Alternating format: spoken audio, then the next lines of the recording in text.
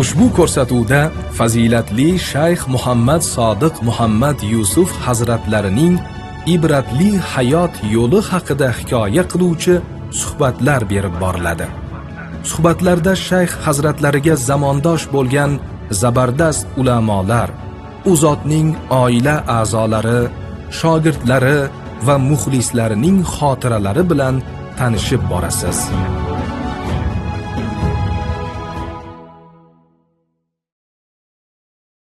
Shayx Zokirjon Ismoilov. Ustoz Zokirjon Ismoilov 1948-yil 19-iyun kuni Andijon viloyati Paxtaobod tumanidagi Qizilchek qishlog'ida tavallud topgan. Ilk diniy ta'limni otasi Mulla Ismoil Ishoq o'g'lidan oldi.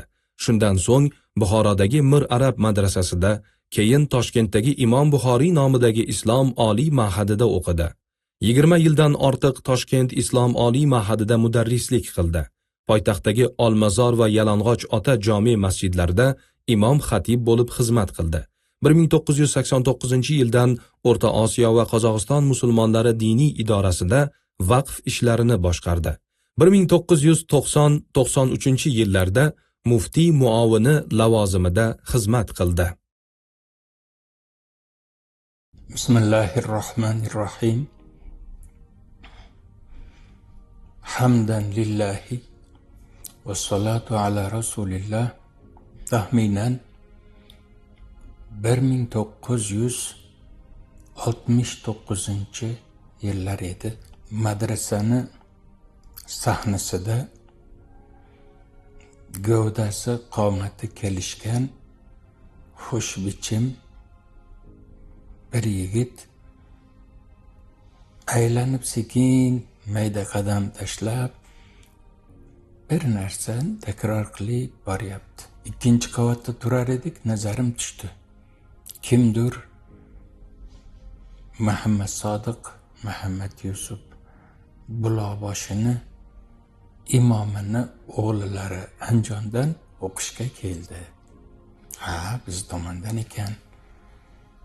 Undan tanishdik, suhbatlashdik. Gapimizga tushdi. Ya'ni maqsadimiz bir-biriga o'xshash edi. Yuqorida uzoq yil yurtimizni ruslar istilo qilish hisobiga odamlarimiz diniy tarbiyadan uzoqlashib qolgan, diniy ta'limotdan xabari yo'q, xabari borlar juda ham oz. Biz yaxshi o'rganib, bilmaganlarga o'rgatamiz, diniy ta'limotimiz bilan yashaymiz degan havas qilib, o'qiyman ham, keyin o'qitaman ham degan talabalar edik. Va o'shanday bo'ldi ham. Bizni ustozlarimiz tafsirdan Ziyoddin qori aka O'rta Osiyo va Qozog'iston musulmonlarini diniy idorasini raisi, bundan tashqari Sovet musulmonlarini 4 ta, yana u kishidan boshqa 3 ta muftiyligi bo'lib, to'rovini ustidan ham yana u kishi raisi bo'lgan kishi tafsirdan dars berar edilar. U kishiga o'rinbosar bo'lgan, noyib bo'lgan kishi Ismoil Maxdum pochcha. U kishi bizga hadisdan dars berardilar. Imom Buxoriydan hadisdan dars beryaptilar. Juda chidam bilan hamma zeriksa ham u kishi zerikmaydigan darajada dars berar edilar. Tanaffus bo'lib qolsa, tanaffusda 5-10 daqiqa tashqariga chiqib hamma yozilsa, u ustozimiz chiqib ketmasdan yana stolida o'tiraverardilar, mayli aylanib kelinglar deb. Keyin yana davom etkizib birdaniga 2 para dars, agar imkoni bo'lib qolsa, qolib ketgan chet mamlakatlarda yurganini qo'shimcha o'tib olardilar. Shundan bir kuni ham shunaqa bo'lib qolib qoldi. Men oldingi partada o'sha o'qituvchini stoliga qo'lini qo'yib o'tiradigan birinchi safda o'tiraman. O'rnimdan turayotgandim. qo'llarini bunday qilib o'tiring degan mazmunda ishora qildilar. O'tirdim. Bitta yarimta orqaroqda qolgan talaba ham chiqib ketdi. Lahzada bo'mbosh bo'ldi. Kulimsiradilar.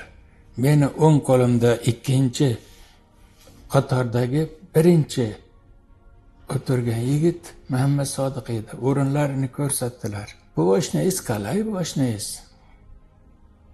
Mahsum pochcha juda ilmga berilgan. Fikri yodi kitob o'qish. Hozir ham ustunga suyanib olib, qo'lidagi muqovasi yo'qqa kitobni buklab olib o'qiyotgan bo'ladi deb kuldim. Shuni bilganimdan aytyapman-da, dedilar. Shuni kuyov qilib olsam degim bor, nima deysiz? O juda ham ajoyib bo'ladi-da, rosa arziydigan yigit. Bo'lmasam gaplashing. Singlisi, akasi sirkni yonidagi skameykaga olib kelib o'tirgizsin. Siz bu yoqdan oshnangizni olib borib, o'nashi qizimiz bilan gaplashib ko'ring deysiz. Nimaga hal bo'lganini menga kirib aytasiz. Shunaqa qildim. Men uylanganman vaqtida, hali uylanmagan. Yaxshi oshnamiz. Bo'pti, ketavering. O'zim yetib olaman, hali ham ketaman. Ko'rdingiz, ana bu emas, o'rtadagi skameykadagi. Bo'ldi, bildim. Keyin bir vaqtida bordi. Xursand hozir quloqda. Yoqdimi? Yoqdi. Men ham xursand bo'ldim. Kirdim ustoz oldiga. Kulib kiryotgandim, ular ham kuldilar. Nima bo'ldi? Taqsir yoqdi. Bo'lmasam sizga 3 kunga javob. Ota-onangizni ziyorat qilasiz. Hoji akangizni qo'zg'ab qo'yib kelasiz. Xo'p, men endi sovchilikka ketdim. Bo'lgan gaplarni aytdim. Muhammad Yusuf hoji akamizlar Mir Arab madrasasida birinchilardan bo'lib bizdan avvalda o'qigan peshqadamlarimizdan. O'zi o'ta mo'tabar imom domlalardan.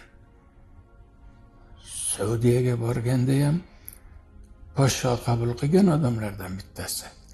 Mansabi bo'lmasa ham. O'shandan yaxshi xulosasi bor edi, aytishimga kulvardilarda. Siz sovchi bo'lib kelibsiz-da, abjaq chopon, ko'ynak, pul berib, lekin endi kech bo'ldi. Dam oling, erta bilan ketasiz. Yo'q, men yetib olaman, kuldilar. Siz haqiqatda yetib olasiz, bu yerda to'xtamoqchi emassiz. Chunki men uylanganman. Yetib olaman dedim, yetib oldim. 3 kunda o'tkazib bordim. Uylar boshlanib ketdi. Kuyovnikor bo'lib borganmiz. Hammamiz nimadir ozmi ko'ppa zag'irday sovg'amiz bor. Va hammamizga Muhammad Yusuf hoji akamizlar saxiy odam edilar. Umuman ko'chada ko'rib qolsa ham cho'ntagidan darrov berib pul olib talaba deb beraverardilar. Kelgani u ancha avval bo'lsa ham u unaqada-ku sira berar edilar. Hammamizga o'sha vaqtida yangi oq ko'ynak chiqqan. Yursaylar yarqirab turaveradigan. Razmerlarimizga to'g'rilab olib kiydirdilar. Haqiqatda kuyov ham kelin ham bir-biriga oxirigacha oshiq odamlardan bo'lishdi. Boshqalar xato o'ylaydigan joyida ham bir-biridan xato o'ylashmas edi. Ya'ni dakki berib qo'yish kerak, ortiqcha gap qo'shib indamay turmadi deb birov o'ylaydigan bo'lsa, yo'q, unaqa emas. Hazrat bir ajoyib oliyjanob bir muomalasi bor edi. Noto'g'ri gap qo'shayotgan bo'lsa, yo noto'g'ri savol aytib, yana o'zi unga yetilatma qilib, mashina shunaqa qilish kerak deymanda, mashina shunaqa qilish kerak-da. Degizib olaman deb urinayotgan gapda ham eshitib turib, indamasdan turib, palonday bo'lsin. bo'ldi shu ikkamiz gap. Uning ichida qancha urinib, qancha gap aytib, o'zinikini o'tkazgisi kelgan tomonlari ham to'xtab qolaveradi. Siz menga tashlab qo'ying, o'zingizcha aytmang, unaqa gap ham yo'q. Eshitib turib, palanday bo'lsin. Yana ishiga ketaverardi. Kelin ham xo'p bo'ladi desa, go ichida, go tashida, lekin to'liq itoatda. Shunaqa yashashdi. Oilaviy bordi keldimiz bor. Ya'ni biz joy olib ko'chib bordik bola chaqa bilan. Hech qancha o'tmasdan u kishi ham joy olaman dedilar. Keyin joy qidirdik. Darsdan keyin ikkovimiz chiqib ketamiz. Mahallalarda joy ko'ryapmiz-u, uylarda narxini bilmaymiz. Birov necha ming desa, shunaqa bo'lsa kerak-da deyishga majburmiz. Keyin kimdir aql bo'ldi mahalla odamlardan. Shu rayonda Rabotchida bitta yahudiy odam bor, keksaroq. Mana atrof rayonlarda hammasini joyini narxini yaxshi biladi. Keyin hech kimga zulm qilmoqchi emas. Shunaqa bir baho qo'yadi. Sotaman degan odam ham meni joyimni sotib bering desa, xo'p sotib beraman. 500 so'm berasiz. Ya'ni $500. Olib bering degan odamga ham xo'p olib beraman. Normal bahoda olib bergandan keyin 500 so'm berasiz. $500. Xo'p deyiladi. Usta Shirin ko'chadan bitta yaxshi uchastkani 22 mingga ko'ndirib olib berdi. Biz o'zimiz uchrasaydik, u 30-40 desa 25-30 qilib yaqinlashtirib qo'yishimiz ham hech gapmas edi. Chunki bilmasdik. Haligi odam tortishtirmadi ham. Buni bahosi 22 ming dedi. Olsalaringiz sizlarga. Olmasalaringiz buni qoldiraman, boshqa yerda boshqacha narxi borlarini ko'rsataman. Biz aytdik, bu bizga yoqdi. Yoqqan bo'lsa shu gap. Birinchi dastlab hujjatni yozib chizdik. Undan keyin notariusga borib tasdiqlatdik. Aytgan 500'ni berdik. O'zimiz ichimizda nisbatan arzon va markazdan yaxshi joy sotib oldik. Yaxshi ham shu odam o'n keldi degan fikrga bordik. Undan keyin oilaviy bordi, keldi qila boshladik. Yo bolalar biz hovlida. Biz hovli sal chekkaroqdalik uchun kattaroq, kengroq bog'lari bor. Hech qancha o'tmasdan Ismoiljon bilan Odinaxon bor. Bizda ham shunaqa bitta o'g'il, bitta qiz bor. Bitta bunaqa devorga osiladigan soat oldim. Uni korobkasidan chiqarsa, soddaroq, bundoq aylangan, bundoq ipi bor. Chik etib turadi.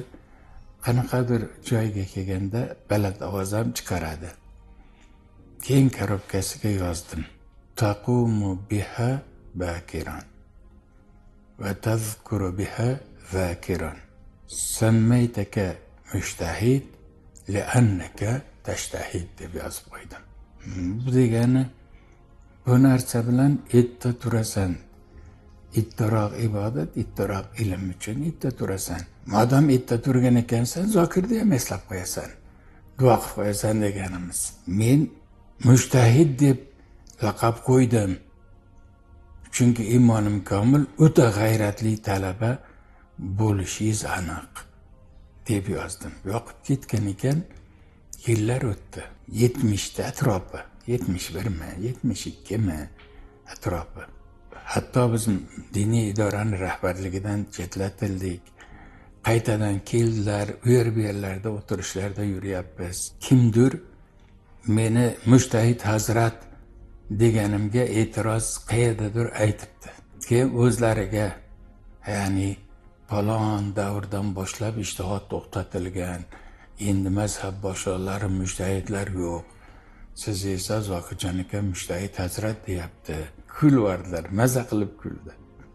Bu hozir emas, talabaligimizda yozgan. Bunaqa soatni qosg'oni hali ham turibdi deb qo'ydilar. Bunaqa haqiqatda aytganimizdaqa rosa g'ayratli olim bo'ldi. 200 dan ortiq kitob. Yana nima sanab tugatib bo'lmaydirgan, hali eshitadirgan, hali ko'rib eshitadirgan shu xalqqa nima narsa tuzatish uchun tarbiyaga kerak ekan bo'lsa, uxlamasdan kitobini yozib chiqdi. Bu yerda so'z aytib to'xtab qolgani yo'q. O'shandan u meni aytganim unga muvofiq chiqdi. Biz ham xursand bo'ldik, u ham xursand bo'ldi.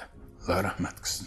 Bir vaqtida hammamiz yugurib chiqamizda, chiqqandan keyin birov hovuzning bo'yidagi baland shiyponga o'tirib bir-biri bilan gaplashadi. Birov oshxonaga borib suvmi, biror narsa ichmoqchi bo'ladi. Birov tepada mevalarning tagida ikkita uchta bola gaplashib aylanib qaytib keladi. Muhammad Sodiqchi shundoq chiqadida ustunga orqasini qilib cho'nqayib o'tirib o'qiyotgan kitobi yuqam-qovali bo'lib, uni bundoq buklab olib, birovni uncha nazariga tushmaydigan qilib shoshilib o'qiyotgan bo'ladi. Meni havasim keladi-yu, uncha eplay olmayman. Ammo orqasidan birinchi shunaqa qilish kerak deb urinayotganlarni bittasi menman. Uning uchun oshna. U eplay olsa, men uncha eplay olmasam, shuni orqasidan ketayotgan hisoblanaman. Havasim keldimda, "Jat to'xtamasdan o'qiyapsiz, bu qancha bo'ldi?" dedim. "Deydi, 300 ta" dedi. Shu vaqtida kutubxonadan olib chiqib o'qirdik. Men ham olib chiqib o'qirdim. Qissatul Ayman degan bir kitobni olib chiqib o'qiyotgandim. U Hayron bin Ad'af degan odamni kitobi edi. E'tiqod to'g'risida yozgan. Meniki qanaqadir unaqa 100 talab pastda barmoqlab sanaydirgan ozroq bo'ladi. Uniki 300 ta deb kulib qo'ydi. Shundan kitob o'qishga muhabbatli edi. Yaxshisi charchamas edi. Ko'zi zo'riqadi, kimdir toqati zo'riqadi. Yuragi oshday qaynab, jinni-o'nerga aylanib kelib keyin o'qiyman deydi. Ichidan urib qolgan, yaxshi ko'rib qolgan ishi hisoblanmaydi-da. Uniki ichidan urib qolgan, yaxshi ko'rib qolgan narsasi hisoblanar edi. Naryodagi odamlar, talabalar nima qilyapti, nimani gapiryapti? Umuman ularda nimasidan, ob-havosidan chiqib ketgan, o'sha kitobning ichiga kirib ketgan edi. Bu qishda bitirdik, mansabda ishlayapmiz, mudarrislik qilyapmiz. Meni ham Arabistondan kelib ishlayotgan har xil oshnalarim bor. Biz yonimizda Selxoz instituti bor. Unda biz yoshimizga yaqin yoki salcha kichik Selxoz institutida paxtani ustozlari bo'lib, ilmiy daraja yoqlaydigan, bakalavriatdan o'tgan, ilmiy daraja yoqlayotgan yigitlar bor. Meni masjidimga borib namoz o'qishadi. Men ularni yaxshi ko'rib, xo'p, yaxshi muomalalar qilamiz. Ya'ni arabcha lug'atimni, so'zlashishimni chiqarib olish uchun ular bilan gaplashaman. O'shandan ravonroq gapira boshladim. Birga o'qiyotgan oshnalarimizda tili aylanmaydi. Kitobni o'qisa tarjima qilaveradi-yu, tili yaxshi aylanmaydi. Men salpal ravon gapira boshladim. Undan hech qancha o'tmasdan diniy idorani o'zini oylik berayotgan 2-3 ta tarjimoni bor. Undan tashqari bizlardan ham tarjimon qilib, havaskor tarjimon, oylik olmaydi, talaba. Undan birinchi meni yozishdi. Keyin qanaqa konferensiyasi bo'lsa, o'sha odamlarni Moskvadan Turov aeroportining qaysi biridandir kutib olib, o'sha Moskvada olib yurib, keyin Toshkent samolyotiga o'tkazib, olib kelib konferensiyalarda qatnashtirib, undan qaysi viloyatlarmi, qaysi respublikalarmi ko'rsatilishi lozim bo'lsa, samolyotlar ijaraga olingan, aylantirib, hali Dushanbada, hali Bishkekda, hali Olmatada, hali Tataristonda, Qozonida yo Ufasida, hali Maxachqala yo Bokuda aylanib yurib, 1 oyda tugaydimi, 1,5 oyda tugaydimi, o'shanaqa tarjimonlik ham qilar edik. O'sha hali talabalar bilan gaplashib til chiqib qolganidan. Endi men Muhammad Sodiq shayxdan foydalanardim. Shu yerda topilmaydigan muhimroq, yaxshiroq kitob ayting, men ularga aytib oldirib olay. Ha, xo'p, bitta ikkita kitob yozib beradi. tafsirni yaxshisi, hadisni yaxshisi, fiqhni yaxshisi, tarixni yaxshisi yozib mana shularni olib kelib beringlar desam, ular bosh ustiga olib kelishadi. Sababi ularga men ko'p yaxshilik qilaman. Biror narsalar olib kelib bola chaqasi bilan bolalik kelishadi. Bitta bolasi bor, ikkita bolasi bor, oilaviy turishadi. Ketayotib uni buni bizda arzonimizlarda qimmat oilaviy narsalarni olsa, konteynerda topshiradigan joyga borib topshirtirib, o'zlarini forsaytidan oladigan qilib to'g'rilab beraman. Yana shunga o'xshagan halol go'sht lozim edi. Biz olayotgan joyda sotayotgan odamni og'zidan aroqi hidi kelib turadi. Biz undan olganimiz kelmaydi deb shikoyat qilishsa, xo'p, mendan olasizlar. Biz har hafta oshnalarimiz bilan bitta qo'yni so'yib bo'lib olamiz. Qancha yeya olasizlar? Paloncha kilo. Yog'i yo'q bo'lish kerak. Sonini yog'ini ham olib tashlab, ularga go'sht berib turamiz. Undan ancha-muncha yordamlashuvimiz bor. Undan bizga kitob ham olib kelib berardi. Undan o'qib, mana olib kelib berdi qilib foydalanardik. Lekin o'zi tashqariga chiqib rosa ko'p kitob olib kelardi.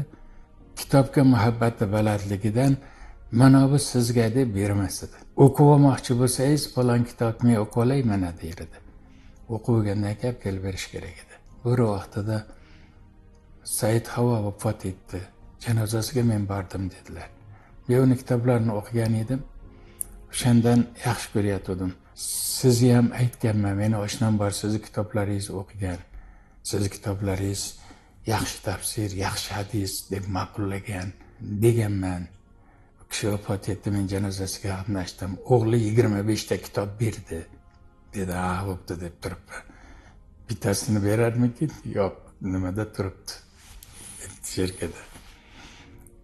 Qaysinisini o'qimagan bo'lsam, qarab turib, mashinasini men o'qib kelay. Xo'p, bittasini so'rasam ham beradi, ikkitasini so'rasam ham beradi. Lekin kitobga o'zini muhabbati balandligidan hech qanaqa kitobni kimgadir berib yuborgisi kelmaydi. Bu degani kitobga bo'lgan muhabbati balandligidan. Ko'p kitob o'qigan va ko'p kitob yozgan. Alloh rahmat qilsin. Hazratto madrasaga kelib, diniy kitoblarni surib o'qishidan avval badiiy kitoblarni ham ko'p o'qigan. Avval uncha bilmasdim-u, lekin bir hodisada yaxshigina tushundik. Toshkentdan Andijonga samolyotga chiqib uchyapmiz. U yakso'riq degan ravon uchadigan kichikroq shiddatli samolyot bor edi. O'shanda uchyapmiz. Mening yonimda universitetdan bir yigit bor. Uning yonida ham universitetdan bir yigit bor. U ikkovi oldinga yo orqaga, biz ikkovimiz oldinga yo orqaga qilmasdan bilet shunaqa sotilgan ekan, o'z o'rinda o'tiryapmiz. Gapdan gap chiqib, badiiy kitoblar to'g'risida xuddi haligi kimozorga qilganday savol boshlanib qoldi. Falon kitobni o'qiganmisiz? O'tgan kunlarda o'qiganman. Ha, o'qiganman. 3 ildizni o'qiganmisiz? Ha, o'qiganman. Mihrobdan Chuyonni ham o'qiganman. Falonda qaysi uni qarab, unisi buni qarab gapirib ketyapmiz-da. Orasida yana bitta kitobni so'radim, men o'qimagan ekanman. Yo'q, uni o'qimaganman dedim. O'zicha xursand bo'lib ketdi. Bunday aytganda, men ularchalik o'qimagan, ular bizdan ko'p o'qiganga aylandi. Universitetda nechinchi kurs edi, biz nechinchi kurs edik, esda yo'q, lekin oliy ma'hadda talabasi bilan universitet talabasida, u universitet talabasi badiiy kitobni o'qishda ustun bo'ldi. Shunda o'tirib ketayotdik. Sekin chap qo'li bilan yelkamga bunday qildi. Dedim, almashinaylik dedi. Ha, bo'pti dedi. Bildimki, men bilmay qolganim unga botdi. Davom etkizgisi keldi. Ishtaha bilan o'tirdi. O'zlarini har tomonlama qimtib, ko'ragini kerib, badiiy adabiyotlar, dastonlarmi, povestlarmi, eski yozuvchilarnikimi yoki zamonaviy yozuvchilarni kitoblarimi deb uni orqasidagi oshnasini ham biroz og'ziga qoratdi-da, undan keyin birma bir kitobni aytib, kitobni yozgan musannifni maqsadi nima? Bunda nimani yoritmoqchi bo'ldi? Ana u avvaldagi musulmonlar davridagi ular nimani yoritmoqchi bo'ldi? Keyindagi 3 yildiz yozgan yo bo'lmasam shunga o'xshaganlarini yozgan sovet yozuvchilari nimani yoritmoqchi bo'ldi? Ularga ba'zisiga qo'shildi, ba'zisiga tortishdi. Undan keyin palonchini o'qiyamsa, o'qiganman, unda palon narsani yoritgan. U odamnikidan ko'ra palonchilarniki ma'qulroq. Aytib, siz palonchini o'qiganmisiz? Yo'q. Pustonchini ham o'qiymiz? Yo'q. Yana palondaqani ham o'qiganmiz? Yo'q. Hali ko'p o'qishlaring kerak ekan. Dedi, undan turdi-da nariga chiqdi. Men joyim kelib o'tirdim. Keyin o'zim joyiga o'tirdi. Nasha qildik ikkovimizga. Tushyapmiz. Ko'taradigan kichkina bir portfelimiz o'sha vaqtida diplomat degan bir narsa chiqqan. Ko'tarib oladigan, kitob soladigan o'xshagan qirg'og'i yiltiroq, to'rtburchak. O'shandan ko'tarib kelyapmiz. Samolyotdan chiqyapmiz. Bir-birimiz bilan xursandmiz. Sababi bittamiz o'ta peshqadam ekanmiz.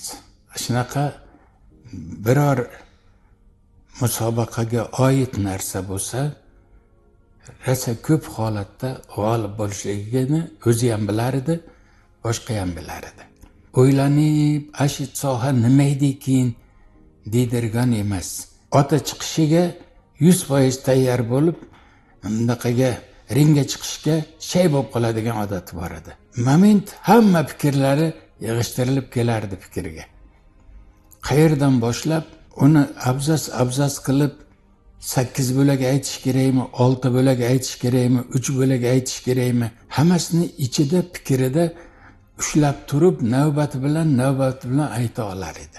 Shunaqa ham deyish mumkin, bittasi shoshilmasdan shunaqa yozib olayotgan bo'lsa, keyin o'shani kitobga aylantirsa, unaqa tashvish bo'lmasdan kitob bo'lar edi. Kitobdagi qanaqa bo'lsa, ashnaqa yodlab qolish odati bo'lar edi. Bu bizda emas, arablarda ashnaqa ko'pda. Men Qohiraga borib, o'g'lim ishga ketib, qaytib kelguncha gazetalar tashab ketadi. Shundan Imom G'azoliyni yozgan gapini o'qib hayron qolganman. Imom Muhammad G'azoliy Azharni to'la kursini bitirganidan keyin kambag'alroq oiladanman. Qozilikka 100 ta odamdan imtihon olib, o'shandan kimnidir o'tsa saylamoqchi bo'lishdi. Unda kimi toqati kelsa, baland maqomda ilmim bor desa ariza qilar ekan. Hozirda ham shu uslubi bor. So'rayotgan savoli falon kitobdan. Men esa o'shandan ma'lum me'yorda, mujjaldan jinda ham ortiq aytyapman-u, ichimda xijolatchilik ketyapti. Nazarimda bironta verguli yo bironta tochkasi yo bironta abzasi adashib qolgani yo'q. Yozib olib turib kitobga solishtirsa 100 ga 100 chiqadigan qilib aytdim. Keyin meni qabul qilishdi. Men qozi bo'ldim deydilar. Ashnaqa berilib o'qigan narsasini berilib yodlab qoladigan tabiati bor edi. Alloh ajrini ko'paytirsin. Har kimda ham oshnachilikda natijasi shunaqa. Oshnangiz bir joydan kelsa, borsangiz berilib, hech kimga aytmaydirgan gaplarigacha gapirib, yozilib, xursand bo'linadi. Shundan uylarda o'tirib gaplashyapmiz. Qanaqa bo'lyapti, o'qish qanaqa ketyapti? Bir kulib yoradigan odati bor edi. Yoqadigan savol bo'lib qolsa, yoqadigan ish bo'lib qolsa, paraq ketib kulib yorardi. Turib borib, bitta albomni ko'tarib keldi. Ashi davrini eng katta olimlarini albomi. Shu vaqtdagi akademik olimlar, Azharni katta olimlari, boshqa Liviyani katta olimlari, ularni o'zaro yig'ilishi bor ekan. O'sha yig'ilishiga Liviyadagi ustozi talabani olib boribdi. Keyin men bir talaba tayyorlayapman, o'zi ajamdan, lekin juda ham yaxshi, ko'nglimni to'ldiradigan darajada tayyorlanyapti deb maqtabdi. Undan keyin xohlasalaringiz bir 3 minut vaqt bersalaringiz gapiradi ham. Ha, bo'pti. talaba Muhammad Sodiqqa so'z beramiz debdi. Shunda gapirdim deydi. Shu gapirgandan keyin majlisni rahbarligini olib borayotgan kishi ahsanta akana zalika kulluhu irtijalan dedi. Yaxshi gapirding. Shuni hammasi qog'ozga qaramasdan yodaki aytdingmi? Chunki o'zlarini ulamolari, katta olimlar, o'sha universitetlarda dars berayotgan olimlar ham bittami ikkitami varaqqa yozib olib, oldiga shpargalka sifatida tashlab olish hech malol emas. Hali minbarini ustiga shunday tashlab qo'yib, qo'lida bosib turib, kerakli joyiga bir nazar tashlab gapirishadi. Keyin ha dedim. U menga maqtanish edi. Ikkomizni keyin jam maza qilib kulishdik. Qoyil, o'zi shunaqasida qilib keyin mana bu falonchi kishi, mana bu pistonchi kishi o'shanaqa albom qilar ekan majlisda yig'ilgan katta olimlarga, mana bu masalan Muhammad G'azoliy, mana bu masalan Shayx Azhar, o'sha vaqtda Bisor degan kishi bor. Mana bu yerda masalan yana falonchi, yana pistonchi deb nomlari yozilgan, katta surati chiqqan, tagiga kimligi yozilgan. Bitta varaq emas, bir nechta varaq, ular ko'pligidan bir nechta varaq u albomcha. Ammo kimga berayotgan bo'lsa, ashinikin o'zini betiga katta qilib chiqarar ekan. Hozir biz akademiyalarda ham shu uslub bor. Masalan, Shayx Muhammad Sodiqni o'sha qatnashchi sifatida bergan bo'lsa, birinchi betda o'ziniki bir betda chiqib turibdi. Keyin katta olimlardik. Aytdiki, bu meniki bo'lgani uchun menikini shunaqa qo'ydi. Har biriga berayotganini maxsus tayyorlaydi. Ashu olayotgan odamnikini birinchi betiga qo'yadi. Qolganlarning keyin vinetkanikiga o'xshagan jam mayda emas, u katta qilib bir nechta varaqqa joylashtiradi. Tagiga kimligi to'g'risida bir oz ilova gap yozib qo'yadi dedi. Al-Qissa o'sha vaqtdan boshlab nazarga tushdi. Ya'ni jahon musulmonlar ulamolarini ittifoqida nazarga tushgan, kelajakda vafot etganlarni o'rnini bosadirgan, yangi chiqayotgan olim yigitlardan bittasi shu bo'ladi degan narsaga aylandi. Uni birovlarga ko'rsatmadi. U vaqtda Sovetda davri edi. Qanaqadir fitna bo'lmasin deb. Lekin biz bemalol gaplashar edik. Shanaqa o'qishda a'lochi o'qir edi. E'tiqodni o'sha eng kattalaridan yaxshi olar edi. Keyin birovga zarari tegmaydirgan, lekin yurtimizni diniy e'tiqodini oyoqqa turgizib, ularni haloli pok, birovni haqqini yemaydirgan, qilgan ishiga oxiratdan, jannatdan mukofot oladirgan, kattalarni izzat ikrom qiladigan, kichiklarga mehr shafqat qiladirgan, bu odam eng yaxshi odam ekan ichimizda deydirgan qilib tarbiyalaymiz deb urinar edi. Biz esa o'shanga yordamchi edik. Yomonlaydirgan darajada emas edi. Lekin tashqarida arablarda qanaqadir darajada taraqqiyot bor edi.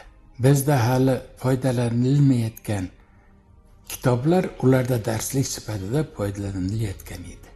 Chalaroq o'qisa-ku, uni uncha farqam qilmaydi, kelib yana o'zini bor programmamiz bo'yicha o'qitaveradi. Shunda tafsir ham bor, hadis ham bor, fiqh ham bor, tarix ham bor, adabiyot ham bor, balog'at, fasohat ham bor. Hamma narsa bor-u. Lekin tashqaridagi taraqqiyot boshqacharoqligidan usuli hadis, usuli fiqh ularni tagi-tugi bilan puxta qilib o'rgatish, falon kitoblardan ya'ni foydalanish, o'sha asosda o'qitish degan narsalarda fikr qila boshladi. Boshidan emas. Sababi boshida Ziyoddin Qorakarim o'g'illari Shamsiddin Xon rektor edi. Qo'liga o'qituvchi sifatida keldi. Lekin u kishini muftiy o'zi charchab, ko'zi uncha ko'rmasdan o'zini borida o'g'lini muftiylikka o'tirgizmoqchi bo'lib o'tirgizganda, Muhammad Sodiq Ma'hadi oliyga rektor bo'ldi. Shundan keyin bu ishlarni yo'lga qo'ya boshladi. U yo'lga qo'yilgani sira qo'yildi. Yaxshi o'rgatish boshlandi. Soni ko'paytirildi. Chunki dinga ozmi ko'pmi kenglik bo'la boshlagan edi. Sovetni tagi tugi bilan tizimini jahonni boshqa kuchli mamlakatlari olib tashlaymiz. Sovet xavfi degan narsa yo'qolishi kerak. Uni izi ham qolmaslik kerak degan nuqtai nazardan yondashayotganidan bizni Sovetga qarshi chiqsak bo'ldi, dinimiz oyoqqa turgizamiz, Sovetniki bekor, bizni dinimizga haq deyishimizga ham xayrixoh edilar. Maqsad o'sha Sovetni asoratini tugatish, ularda qattiq mo'ljal edi. Biz ham shundan foydalanib dinimizni darslarini yaxshilashga boshladik. Biz o'ylagan darajada uzoqqa cho'zilmadi. Madrasani, ya'ni mahadi oliyni o'qituvchiligidan chiqib, diniy idorani raisligi, noibligi, boshqaruviga o'tgan vaqtimizda to'sqinliklar boshlandi. Undan keyin biz qisqasi diniy idorani rahbarligidan yo ketishimiz kerak edi, yo ularni fikrga aylanishimiz kerak edi. Avvalgisidan bettarroq. Undan ketishni rejalashtirgan bo'ldik, biz ketdik. Keyin boshqalar kelishdi. Ammo aytgan kitoblarda bir qator tashqaridagi institut, universitetlarda programmasiga o'xshagan qilishlikni qilib ulgurildi. U yerda o'qib kelgan bolalar Zohidjon bor edi, Salohiddin Qorakan bor edi. Yana shunga o'xshagan shayxni o'zlari bor edi. O'qib kelgan yigitlar o'sha yangi qo'yilgan fanlardan bu yoqda o'qigan-ku, dars berishga boshlagan edi. Ziyoddinxon Qorakan vafot etish oldidan o'g'li Shamsiddinxonni muftiy qilib qoldirib ketgandan keyin bu yoqda esa diniy tazyiq emas, Gorbachev Sovetni tarqatamiz, hammaga erkinlik bo'ladi. Bitta musulmonlarda endi sizlar qanaqa hukumat tuzib olasizlar? Shunga o'xshagan darajada savol-javoblar, tashqaridan kelgan har xil intervyu oluvchi televideniyalarni axborotchilari kelib so'rayotgan shunaqa davrga kelgan vaqtida qisqasi din madrasalarini, ma'hadlarini mukammal o'qimaganligidan biroz qiynaladigan bo'ldida ariza qilib diniy idorani raisligidan ariza qilib bo'shadilar. Unda hukumat bizga sizlarga biz saylamaymiz, o'zinglarni uslubinglarda, ya'ni qurultoy qilib shu to'rtta respublikani hamma ulamolarini yig'iltirib bir joyda saylaysizlar. Hatto ba'zi birlari boshqa yurtdagilar biz bo'lsak qanaqa bo'lar ekan deganigacha bor. Lekin bizning mo'ljalimiz ichimizda eng loyig'i Shayx Muhammad Sodiq. Birga tashqarida o'qib kelganlardan ham hammasidan pishiqroq ilmli, fikri ham o'ta teranroq. Keyin hukumat rahbarlari ham shuni yaxshiroq ko'rishyapti. Ya'ni bir gap aytsa, gapini ushaydirgan bordi bor, men endi eplamadim, endi shunaqa qildi, men nima qilay endi deydirgan emas. Gapiga yaxshi javob bera oladigan, o'ylab ish tutadigan yigit. Undan shuni saylashinglarga biz ham xayrixohmiz degan bizga ham nimalar bor. Keyin qurultoyga chaqirdik, bu yoqdan turkmanlar, bu yoqdan tojiklar, bu yoqdan qozoqlar va qirg'izlar, bu yoqdan o'zimiz katta yig'inda har bittasidan palonchadan, chunki bizni majlis o'tkazadigan zolimizga paloncha sig'adi qilib chaqirdik. Rosa ham shirin suhbat bo'ldi. Birovlar men unaqa o'qiganman, men bunaqa o'qiganman, ya'ni men ham borman saylanishga mo'ljal qilinayotgan deganga o'xshagan gapirgan oshnalarimiz ham bo'ldi. Biz diniy idorani oliy maktabini birinchi bitiruvchilari, qaldirg'ochlari. Undan avvalgilarning ma'lumoti oliy emas, bizniki oliy. O'sha oliydan boshqa bir umid qilganlar ham bo'ldi. Biz aytdik, adolat qilamiz. Mana kartochkalar, palonchilarniki qizil, palonchilarniki sariq, palonchilarniki yana bir. Nomzodni qo'yib saylaysizlarmi deganimizda qo'lingiz emas, o'sha qo'lingizdagi kartochkani ko'tarasiz. Chunki u ko'p emas-da, sanoqlik. Biz o'shani manaqa ro'zviy kartochka nechta ko'tarildi, sarig'i nechta ko'tarildi, ya'ni Tojikiston qancha tan oldi, Turkmaniston qancha tan oldi aniqlaymiz. Eng ko'p chiqqanini saylaymiz dedik. Shunda Shayx Muhammad Sodiq yutib chiqdi. Ja, xursandchilik bo'lib ketdi. Bittasigina qilmadi. To'g'ri bo'ldi. Hammasi yosh kattaroqlari pastda o'tirayotgan joyidan o'sha prezidiumga tepaga kinoxonani olib, ijaraga olib o'tkazdik. O'shanga yugurib chiqishdi. Birovlari cho'pon kiydirayotgan, birovlari orqasidan quchoqlab bir balo deyotgan, birovlari oldidan quchoqlab bir balo deyotgan. Men esa eski cho'ponni olib qo'limga solib ularga bo'shatib berib turibman. Ya'ni biz doim birgamiz. O'zi shu vaqtgacha bo'sh vaqtimizda zerikib ketganimizdan boshimizni bundoq yelkamizga qo'yib, men bu yoqdagi yelkaga qo'ysam, u meni bu yoqdagi yelkamga boshini qo'yib olib, men bu yoqqa qarab o'tirib olib, anaqa qilib, u yoqqa qarab o'tirib olib, uxlab qolganimizcha gaplashar edik. Shunaqa maza qilib gaplashar edik. Hech kim yo'q. Umumiy bir bunaqa degan gap bo'lmaydi. Ularga bo'shatib berdikda, rosa maza qilishdi. Ajoyib saylov bo'ldi. Undan keyin aylanib yurib, o'sha respublikalarga ham rejalashtirdik. Bularni Polon shahriga katta jami qurishimiz kerak. Bularni katta shahriga Polondaqa maktab, ya'ni madrasa qurishimiz kerak. Polonchilarga boshlang'ich maktab, pustonchilarga oliygoh. Masalan, tojiklar ko'proq o'qigani uchun ularga oliygoh. Qolganlariga o'rta maktab, ya'ni o'rta diniy ta'lim, madrasa. 2000 dan ko'proq katta jami, 43 ta madrasa ochdik. Bizgacha bo'lganda 2 ta madrasa bor edi. Bittasi Mir Arabda, bittasi Toshkentda biz o'qigan. Soni juda ham qisqa.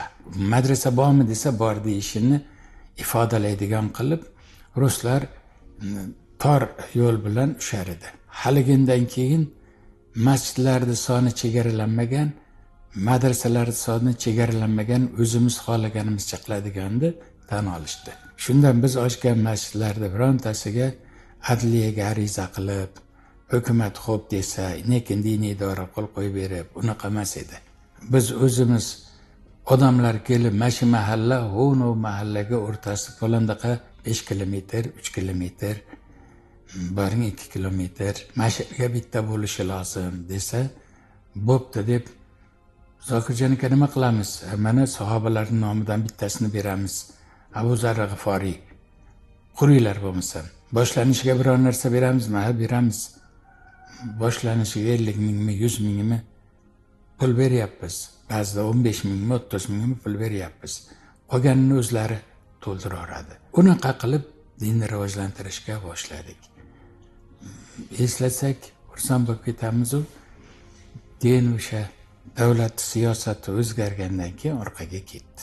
Birinchi darslarda sifatini yaxshilash, ikkinchi o'quv yurtlarini kerakligicha ochishga harakat qilish, ya'ni qayergadir yuborib o'qitib olamiz emas, o'zini yurtiga madrasa quramiz, mudarris yuboramiz, o'zini yurtida ko'proq o'qitamiz. Uchinchi, odamlarni masjid bilan ta'minlash. Diniy idoraning bor imkoniyatidan ham foydalanish, odamlarnikidan ham foydalanish. Buni muvaffaqiyati o'zimizga qaday olmaymiz.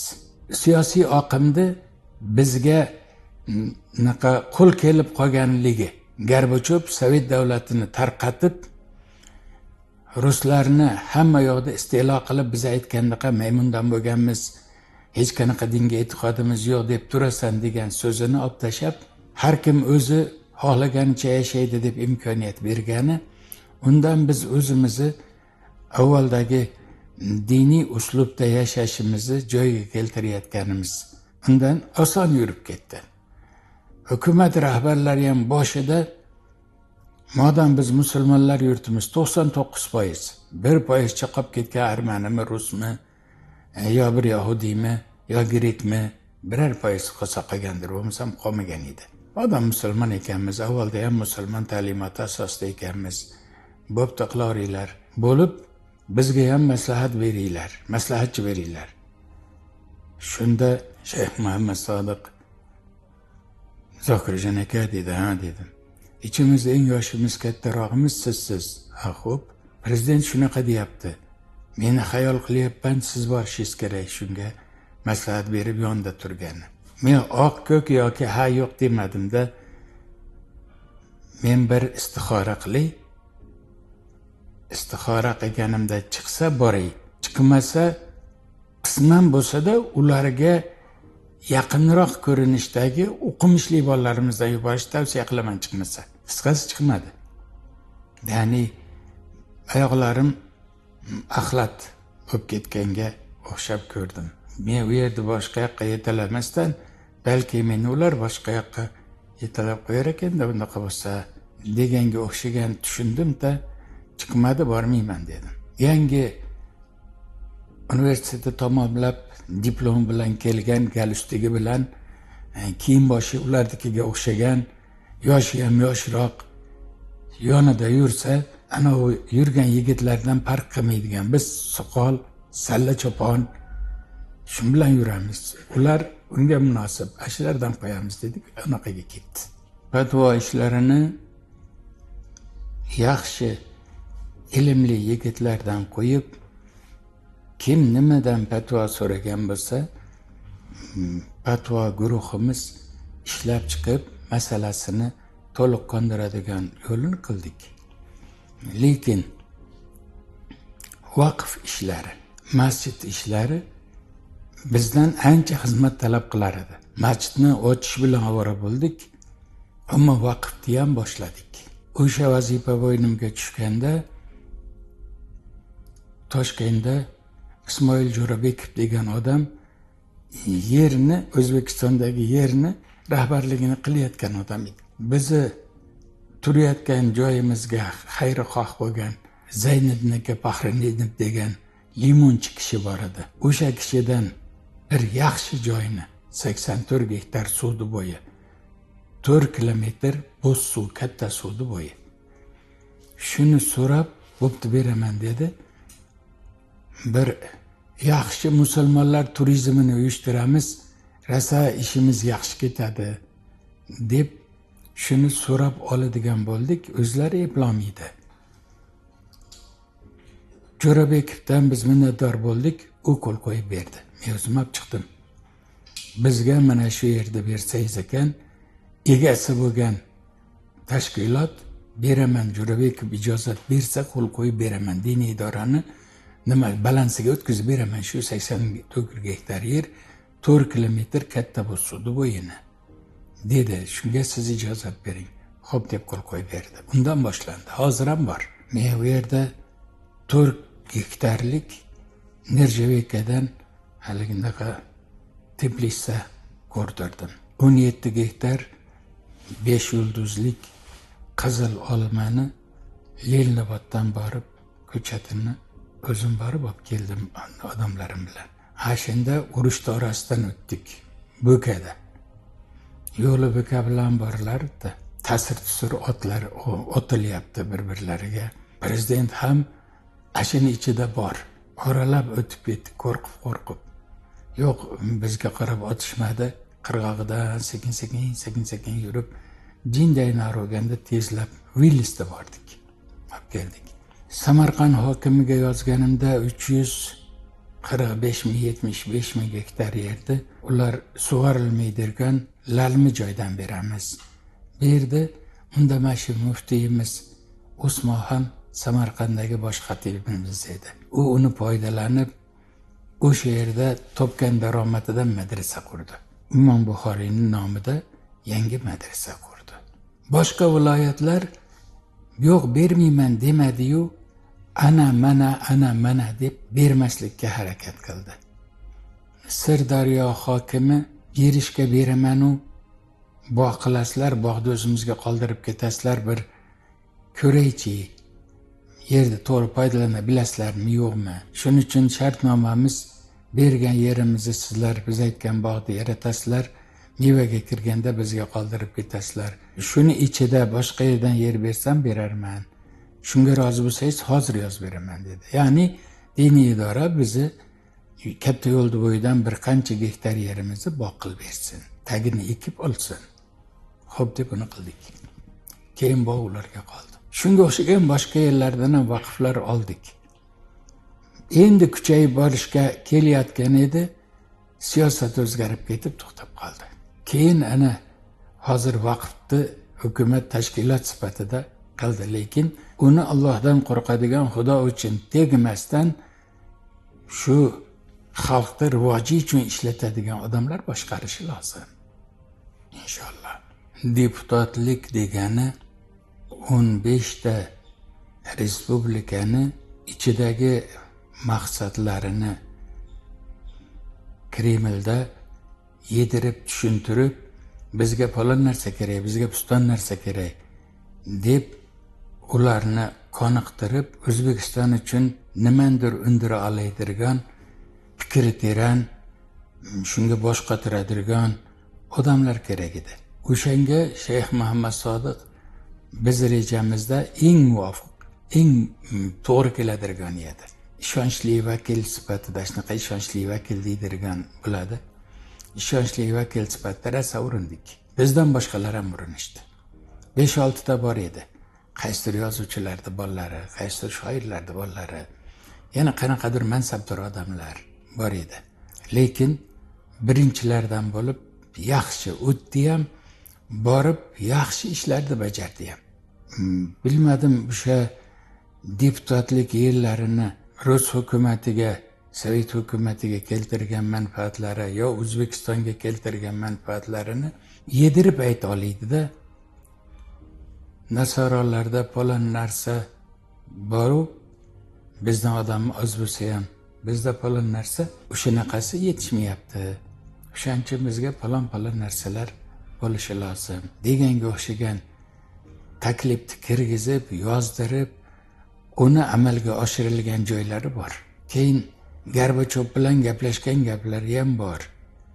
Masalan, falondaqa oqimlar bor deyapti, siz o'shalarni bilasizmi? Haqiqatda shu biz vahima qiladigan darajada qo'rqinchli narsami yo ortiqcha tushuntirayotgan, olib qochayotgan gapmi? Unga javob berganlari. Yoki bo'lmasam bizni Iron bilan atom stansiyalari qurish to'g'risida ozmi ko'pi nimamiz bor? Shartnomamiz. Lekin kimlardir nimadir boshqacha tushuntirib to'xtab qolyapti. Shu yo'qqa chiqib qolyapti. Shuni sizni tashqaridagi boshqa tashkilotlarga ham a'zolik joyingizda, ya'ni Majlisul Umano degan tashkilotingizda Eronda 2 ta katta olim ham a'zo ekan. Rostmi? Ha, rost.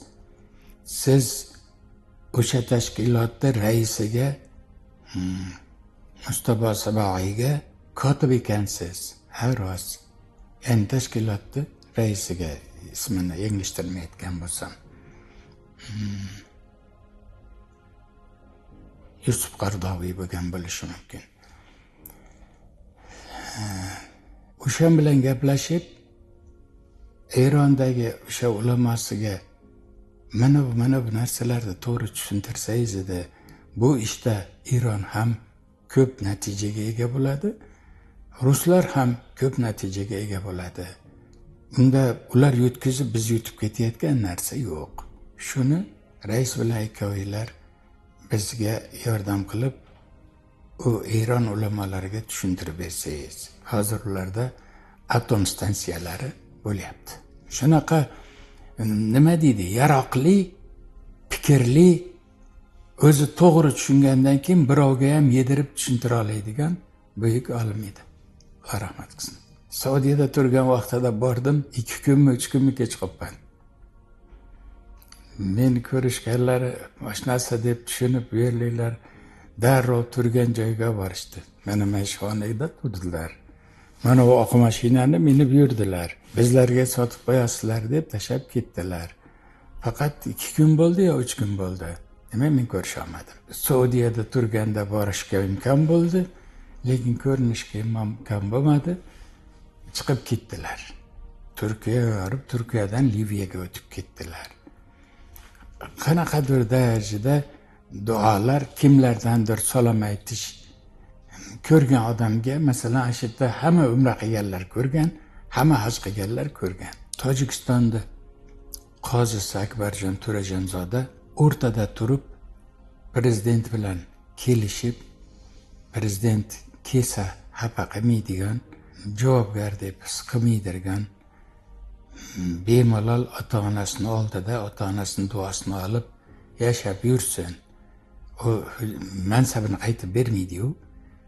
Biz u kishiga adovatimiz yo'q degan so'zini aytib, unga boshqa ba'zi bir shu vaqtida Sulaymon Demirel degan turk prezidenti bordi. U yana shunga o'xshagan bir yarimlari ham o'rtada turgan holda keldi, aytgandaqa.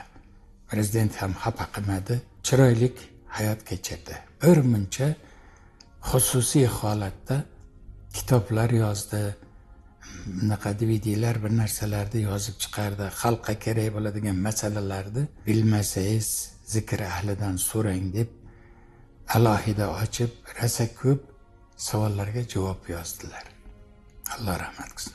Uzoq-uzoqda Toshkentda nevaralarim bor, ularni ko'rgani borar edim. Shu ko'rgani borganimda vaqt sig'dirsa, telefonlashib bir ziyorat qilish odatim bo'lar edi. Shoshilish ketayotgan bo'lsam, bundaqa qilmas edim. Shu oxirgi uchrashuvimda nimagadir ko'rgim keldi. So'rasam, boshqa vaqtga vaqt belgilasa, men ketib qolishim kerak edi. Indamay ketaversam bo'lar edi. Bostirib borishim kerak dedim. Bostirib bordim. Hujraga shunday ko'tarilsam,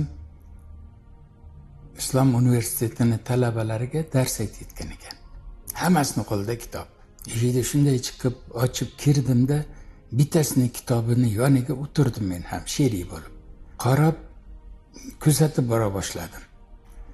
Bittasi o'qiyapti, shayx esa tarjimasini chiroyli qilib tushuntirib boryapti.